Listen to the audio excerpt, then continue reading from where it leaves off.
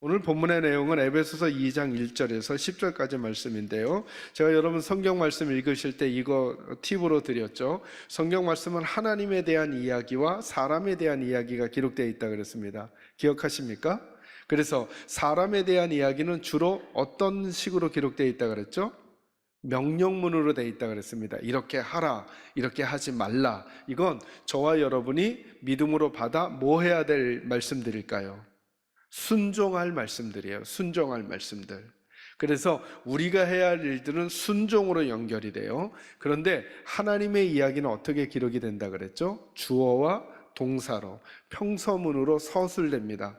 여러분 그 마음으로 에베소서 2장 1절에서 10절을 읽으면 여기는 명령문이 하나도 나오지 않습니다. 그러니까 하나님에 대한 이야기는 어떻게 하는 것이냐면 저와 여러분이 평가하고 따져서 따를 것인가 불순종할 것인가를 결정하는 게 아니라 믿음으로 뭐 해야 될까요? 받아들여야 하는 것입니다. 나와 생각이 달라도 내가 그렇게 생각해 보지 않았어도 나는 지금까지는 그런 생각을 생각해 보지 않았어도 상관없어요. 하나님이 주어 동사 이건 이거야 라고 말씀하시면 그건 아멘하고 믿음으로 받아들이는 여러분이 되시기를 바랍니다. 그 중에 여러분 한번 보셔요. 2장 1절 한번 같이 읽습니다. 2장 1절 있습니다. 시작. 그는 허물과 죄로 죽었던 너희를 살리셨도다. 아멘. 여러분 언젠가 이런 설명 제가 드린 것 같은데요. 우리 기도할 때 이렇게 기도하는 기도 많이 듣고 혹은 우리도 하고 했죠.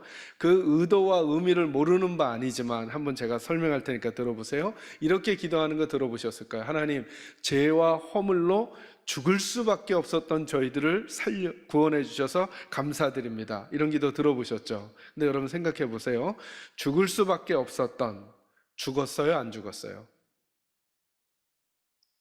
생각해 보세요. 죽을 수밖에 없었던은 아직 죽었어요? 아직은 안 죽었어요? 안 죽었는데 죽을 수밖에 없었던 운명이라는 거죠. 그런데 하나님 우리 살려주셨다는 거죠. 이게 우리가 표현하는 표현이에요. 근데 성경은 뭐라 그러냐면 2장 1절에 죄와 허물로 뭐 했던, 자 죽었던, 여러분이 답해 주세요. 죽었던은 죽었어요? 아직 살아있어요? 죽었단 말이에요. 이거 하나님이 선언하시는 거예요. 우리들에게 이렇게 말하는 거예요. 너희들은 죄와 허물로 죽었었다는 거예요. 누구에게요? 하나님에게요. 그래서 하나님을 알 수도 없었고 하나님을 사랑하지도 않았고 하나님께 먼저 나오지도 않았다는 거예요. 근데 우리는 어떤 느낌이냐 하면 죽을 수밖에 없었던 우리들이, 죽어가던 우리들이 하나님이 우리를 구원해 주러 오시니까 마치 누가 잡은 것 같은 느낌이 강하냐 하면 우리가 그 하나님 붙들었다는 거예요. 근데 하나님 그 얘기 아니시는 거예요. 너희는 내가 아무리 말해도 듣지 않았고 아무리 말해도 마음 열지 않았고 아무리 말해도 나를 알아볼 수 없었던 존재라는 거예요. 그걸 어떻게 표현한다고요? 죄와 허물로 뭐 했던. 이건 시체란 말이에요. 시체. 그러니 지금 저와 여러분이 여기 나와 있는 거 우리가 나온 걸까요? 아니라는 거예요. 누가 나올 힘을 주셨다는 거예요. 하나님께서 하나님 믿을 마음 주셨고 믿는 믿음 주셨고 그리고 나올 수 있는 믿음까지 누가 주신 거라는 거예요. 그래서 오늘 본문의 내용은 세 가지로 요약할 수 있어요. 하나님께서 우리가 이전에 어떤 존재였는지, 그리고 지금은 어떤 존재인지, 그리고 앞으로는 어떤 우리가 돼야 하는지를 보여주시는 본문이에요. 그러니까 이렇게 하는 거죠. 나는 어떤 사람이었지, 내 과거는, 나는 지금 어떤 사람이지, 난 어떤 사람이 돼야지에 대한 내 생각이 아니라 하나님께서 가지고 있는 하나님의 계획과 하나님의 마음을 한번 살펴봐야 한다는 거예요. 그래야 우리가 앞으로 살아가는 삶이 하나님께서 원하시는 일과 연결된 삶이 될 수 있다는 거예요. 그 이야기를 세 가지로 여러분에게 오늘 정돈해 드리려고 해요. 첫 번째는 이거예요. 따라합니다. 나는 하나님의 작품이다. 다시 한번요. 이제 우리로 해서 우리는 하나님의 작품입니다. 여기 보면 이렇게 말해요. 10절 말씀에 우리는 그가 뭐 한 바라? 만드신 바라 이렇게 말해요. 이걸 다른 우리나라 번역본의 어떤 다른 쉽게 번역한 데서는 걸작품이다 이렇게 번역하기도 했고요. 영어 성경 중에 하나는 masterpiece라고 했어요. 이게 작품이란 뜻이거든요. 제가 읽는 NIV라고 하는 번역 영어 성경에서 뭐라 그러냐면 handiwork라 그랬어요. handiwork. 손이 뭐예요? 손이 영어로. 핸드죠. 손으로 한 일이라는 거예요. 그러니까 제품처럼 찍어낸 게 아니라는 거예요. 예전에 여러분 어느 그 잘생긴 남자 그 탤런트 배우가 그 자기가 입고 있는 옷을 이렇게 설명하면서 이 옷은 이태리 장인이 어떻게? 그러니까 참 희한해요. 성경 구조는 암송이 안 되는데 그분의 그 대사는 그렇게 이렇게 암송이 잘 돼. 자, 어떻게 해요? 이태리 장인이 한 땀 이게 핸디워크예요. 그러니까 저와 여러분도 하나님이 대충 비스무리하게 사람들 이런 식으로 찍어 만들어 이게 아니라 하나님의 손으로 어떻게 한 땀 한 땀 저와 여러분을 만드셨다는 거예요. 그 탤런트 그 드라마 그 대사가 어떤 의미를 강조하려고 그걸 얘기한 걸까요? 네가 입은 옷하고 내가 입은 옷은 뭐하다는 거예요? 차원이 다르다는 거예요. 이건 장인이 한 땀 한 땀 만들어낸 작품과도 같은 옷이라는 거잖아요. 그죠? 그런데 저와 여러분에게 그런 표현이 쓰여진 거예요. 우리가 핸디워크라는 거예요. 하나님께서 저와 여러분을 그냥 생각으로 대충 만들고 이렇게 찍고 이렇게 머리, 손, 발, 이렇게 다리 이렇게 이게 아니라 하나님이 저와 여러분 한 사람 한 사람 핸디워크로 한 땀 한 땀 만드신 작품이라는 거예요. 믿으시기 바랍니다. 여러분 작품과 상품의 차이가 뭘까요, 여러분? 작품은 만든 사람이 중요해요. 만든 사람이. 누가 만들었느냐에 따라 값어치가 달라져요. 제가 가끔 그림 얘기해 드리는데요. 몇 년 전에 레오나르도 다빈치의 그림 한 점이 5천억 원이 넘게 매매가 됐어요. 5천억 원. 근데 그 그림과 똑같이 미술을 전공하는 대학생이 그 그림을 똑같이 모사할 수 있을 거예요, 아마. 이거 얼마에 살까요? 5천억 원? 절대요. 그림이 비슷해 보이는데 안 돼요. 왜냐하면 누가 만들었느냐가 다르기 때문에 그래요. 이 사람이 만든 건 이렇게.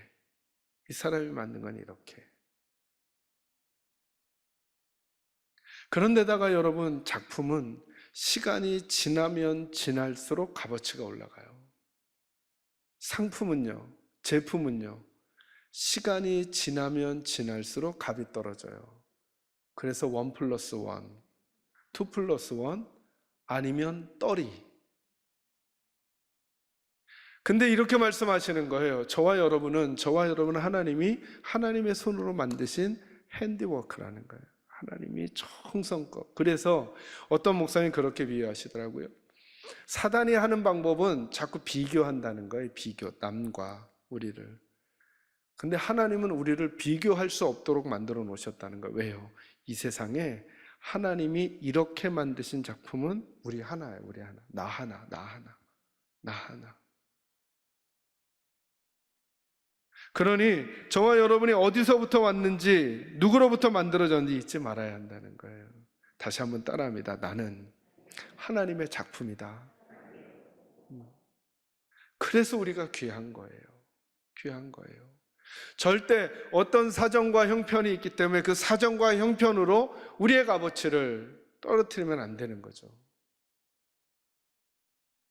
그 상황과 사정을 넘어서서 우리의 출발선이 어딘가 하나님 이 얘기 해주고 싶은 거예요. 앞으로 하나님의 나라에 가면 하늘에 앉혀질 너희들인데 그때까지 내가 여기서부터 그 자리에 올 때까지 너희들이 잊지 말고 가져야 될 너희들의 마음 자세가 뭐냐면 너희들은 누구여야 하느냐 하면 너희들은 내 작품이다라고 하는 걸 한시도 잊지 말고 살아가라는 거예요.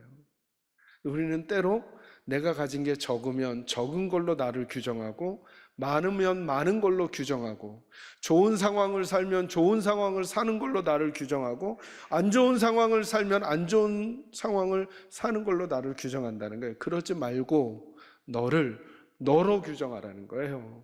우리는 누가 만드신 바라고요? 하나님이 만드신 바라고요. 여러분, 제가 그냥 여러분 이해하기 쉬우라고 금덩어리보다 조금 더 비싼 게 뭘까요? 다이아몬드 덩어리가 오물 덩어리 속에 떨어져 있어요. 가져가실 거예요? 그냥 지나가실 거예요? 아니, 오물 덩어리 안에 있다니까요. 또 직구준부는 전 그냥 지나갑니다. 뭐 이러 가져가실 거예요? 지나가실 거예요?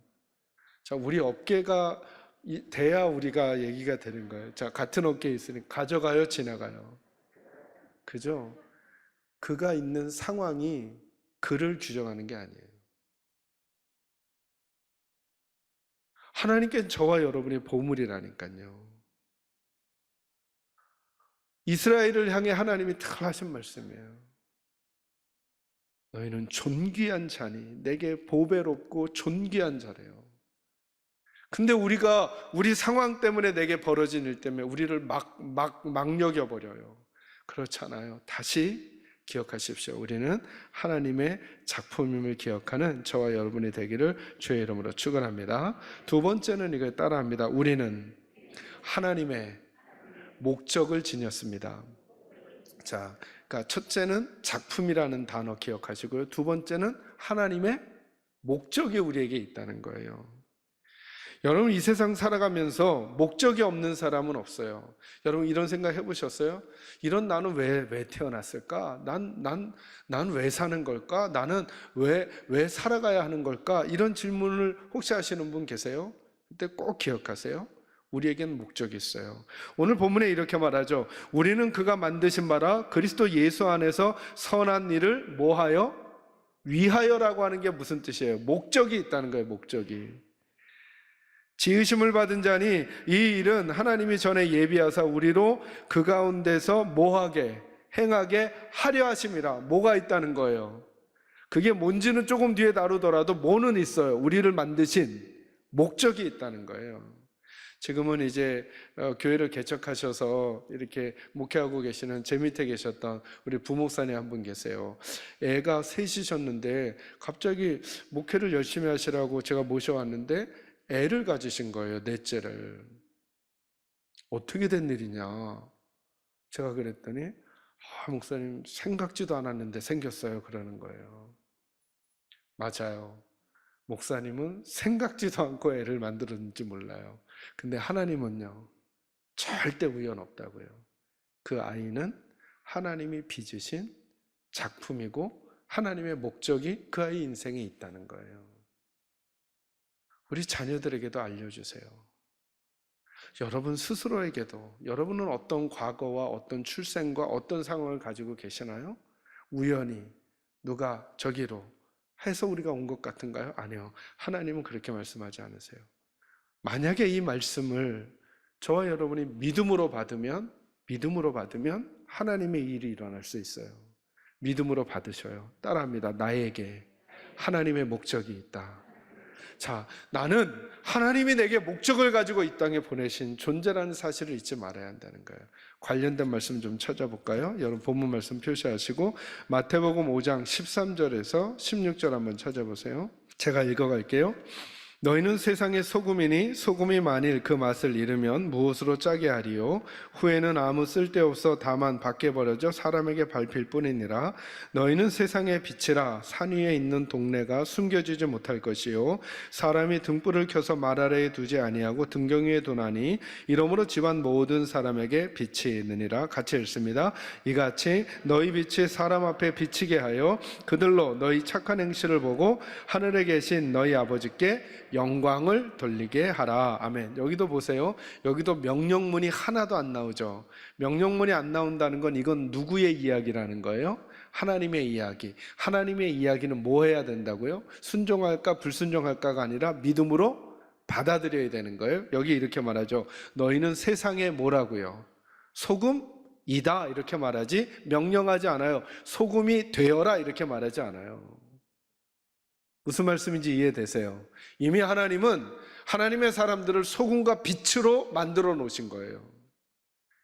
이제 우리는 빛이 되려고 노력하는 게 아니에요. 빛이 되려고 노력하는 게 아니라 뭘 비추려고 순종해야 될까요? 빛을 비추려고 순종해야 된다는 거예요. 그런데 그 얘기를 지나서 16절에 보니까 우리를 소금과 빛으로 만드신 뭐가 있다는 거예요. 목적이 있다는 거예요. 누구의 영광을 드러내는 것? 하나님의 영광을 드러내는 거예요. 여러분, 하나님 영광을 드러내는 게 뭘까요? 하나님의 영광을 드러내는 거 어려우실까 봐 간단하게, 첫째, 우리 때문에 우리의 모습을 보고 하나님을 싫어하도록 만드는 거. 둘째, 우리의 모습을 보고 하나님을 좋아하도록 만드는 거. 어느 거예요? 2번이죠. 이게 하나님께 영광을 돌리는 거예요. 여러분, 하나님께 영광을 돌린다는 게 어려운 게 아니라 우리 모습 때문에 타인들이 하나님을 더 좋아하도록 만드는 것, 이게 하나님께 영광을 돌리는 거예요. 우리 모습 때문에 하나님에 대해서 더 거북스러워하고 거리감을 두고 싶어지도록 만들면 하나님께 영광을 돌린 게 아니라는 거예요. 그런 아빠가 되어 주셔야 돼요. 그런 엄마가 되어 주셔야 돼요. 여러분의 모습 때문에 자녀들이 하나님이 더 좋아지도록 하는 것, 이게 하나님께 영광을 돌리고 이게 빛이며 소금이라는 거죠. 우리 계산자의 식구들도 마찬가지인 거예요. 우리의 그 모습 때문에 다른 분들이, 식당 사람들이 아니면 길에서 마주친 사람들이 하나님을 더 좋아하도록 만드는 것, 이게 영광을 돌리는, 이 목적이 우리에게 있다는 거예요. 한 구절 더 볼까요? 신약성경 거반 뒤편인데요, 베드로전서 2장 9절과 10절 말씀 한번 찾아보세요. 379쪽 그 어간입니다. 여기도 하나님의 선언이라 나와 있어요. 이것도 우리가 믿음으로 받아들여야 되는 거예요. 내가 이렇게 생각해보지 않았던, 내 느낌이 그렇지 않던 관계없이 받아들여야 하는 하나님의 진리죠. 2장 9절과 10절 같이 읽습니다. 시작. 그러나 너희는 택하신 족속이요 왕같은 제사장들이요 거룩한 나라요 그의 소유가 된 백성이니 이는 너희를 어두운 데서 불러내어 그의 기이한 빛에 들어가게 하신 이의 아름다운 덕을 선포하게 하려 하심이라. 너희가 전에는 백성이 아니더니 이제는 하나님의 백성이요 전에는 긍휼을 얻지 못하였더니 이제는 긍휼을 얻은 자니라. 아멘. 이렇게 말씀하세요. 우리는 택하신 뭐라고요? 족속이요 왕같은 제사장들이고 거룩한 나라고 그의 소유가 되었다는 거예요. 우리는 이거 변해요, 안 변해요? 안 변한다고요. 이렇게 만드신 분이 누구라고요? 우리가 시작한 게 아니라 누가 시작하셨어요? 하나님이 시작하셨다고요. 그게 우리들이라고요. 그런 우리들을 그렇게 만드신 목적이 있다 말씀하시잖아요. 너희를 어두운 데서 불러내어 그의 기이한 빛에 들어가게 하신 이의 아름다운 덕을 뭐하게 하려고. 선포라는 단어를 막 메가폰 들고 길거리에서 이런 개념이 아니라 우리를 통해서 알려지게 하시려고 그렇게 했다는 거예요. 자, 구체적인 내용은 다음에 다루더라도 그렇듯 우리에게는 하나님의 뭐가 있다는 거예요? 목적이 있다는 거예요. 우리에게 하나님이 여러분과 저를 쓰고 싶어 하시는 거예요. 하나님의 목적이 있다는 사실을 잊지 마시기를 주의 이름으로 축원합니다. 마지막 세 번째는 것입니다. 따라하겠습니다. 우리를 향하신 하나님의 목적은 선한 일입니다. 자, 다시 이제 본문으로 돌아오시면 이렇게 말씀하시잖아요. 우리는 그가 만드신 바라 그리스도 예수 안에서 선한 일을 위하여, 무슨 일을 위하여? 선한 일을 위하여 지으심을 받았다는 거예요. 그러니까 성도가 해야 하는 일이 뭐냐면, 그 목적이 뭐냐면 선한 일이라는 거예요. 그런데 오늘 저는 조금 더 깊이 이 이야기를 하고 싶어요. 우리가 해야 하는 선한 일이라는 게 뭘까? 선한 일이라는 게 뭘까? 교회가 선한 일을 해야 되고 성도가 선한 일을 해야 돼요. 그런데 늘 우리가 빠지기 쉬운 함정이 뭐냐면, 자, 여러분 어느 교회를 보고 어느 성도를 보고 악한 일을 하자, 악한 사역을 하자 하는 교회 있어요, 없어요? 보신 적 있어요? 없죠. 어느 교회 모임에서 우리 악한 사역을 하자, 악한 일을 하자 하는 교회 있어요, 없어요? 없죠. 근데 가끔 우리는 이런 말을 우리 스스로가 하게 되고 듣게 돼요. 그 교회가 그럴 줄을 몰랐어. 그 목사님이 그럴 줄 몰랐어. 그 사람이 그럴 줄 몰랐어. 이게 무슨 말이에요? 그 교회가 지금까지 했던 말, 행동들을 보니까 어떤 일을 한 줄 알았다는 거예요.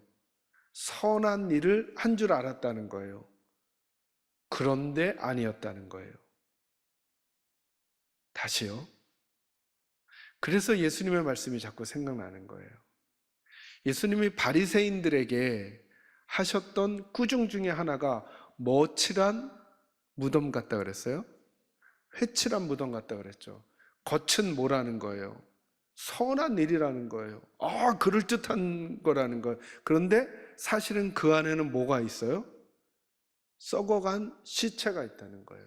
그런데 겉은 그럴듯했다는 거예요. 그래서 언젠가 말씀드렸지만 누가복음 6장 43절에서 45절에 보면 예수님께서 좋은 나무와 나쁜 나무, 좋은 열매와 나쁜 열매에 대한 비유 말씀해 주셨어요. 좋은 나무가 나쁜 열매를 맺을 수 없으며 나쁜 나무가 좋은 열매를 맺을 수 없으니 그러니 뭐 하라는 걸까요? 좋은 열매를 맺으라는 걸까요? 좋은 나무가 되라는 걸까요? 좋은 나무가 돼야 된다는 거예요. 이 싸움이 교회 안에, 이 싸움이 우리 성도들 안에 깊이 있어야만 그 좋은 사람들이 하는 일이 선한 일이 되는 거예요.